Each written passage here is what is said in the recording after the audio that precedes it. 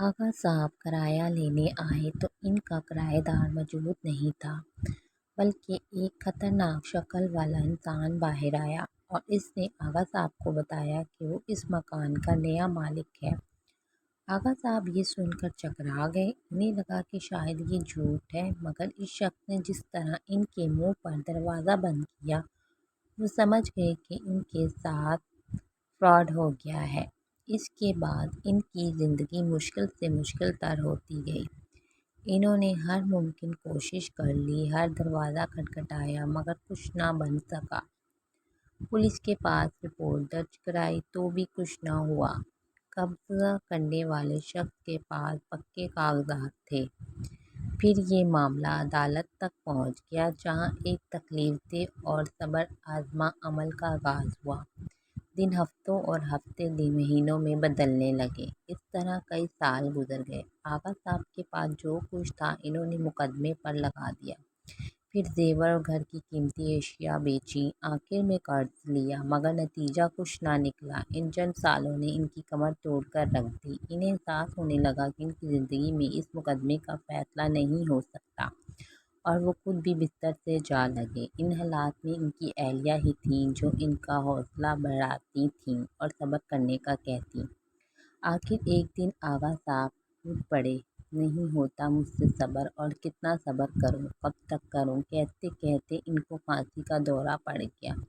وہ کھانستے کھانستے بے حال ہو گئے۔ اہلیہ پانی لینے دوڑی اور احمر بھاگتا ہوا آیا، ان کی پیٹ سہلانے لگا۔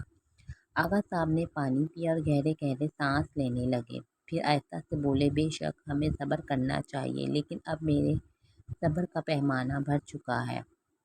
ہم نے بلا وجہ مقدمہ بازی کی، اپنی جمع پونجی بھی لٹا دی اور بال بال قرضے میں جکڑا جا چکا ہے۔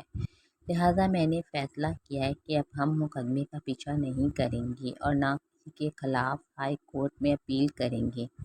آغا صاحب نے آخری کوشش کی، چنانچہ ان کے پاس مقدمے کی پیروی کے لیے اخراج نہیں تھے، لہٰذا انہوں نے جج صاحب کو صاف بتا دیا۔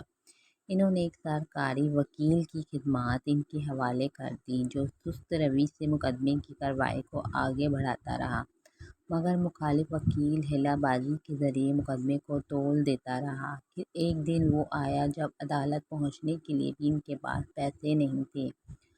آغا صاحب عدالت نہ جا سکے۔ شام کو وکیل کا فون آیا کہ عدالت نے ان کے تمام ثبوتوں کو مسترد کر دیا ہے۔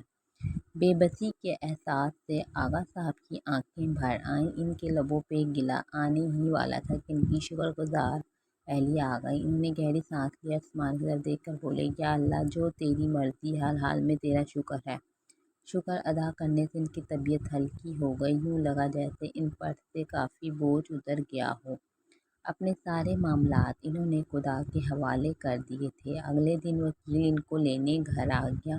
وہ بہت خوش تھا۔ اس نے گرمجوشی سے آغا صاحب سے ہاتھ ملایا اور ان کو خوشخبری سنائی کہ جس پراپرٹی ڈیلر نے ان سے دھوکہ کیا تھا، اسے دل کا دورہ پڑا ہے۔ اس نے مرنے سے پہلے اعتراف جرم کر لیا، جس سے مقدمہ ان کے حق میں ہو گیا ہے اور جلد ان کا مکان انہیں ملنے والا ہے۔ یہ خبر سن کر آغا صاحب اتنا روئے کہ آنسو تھمنا شروع ہو گئے۔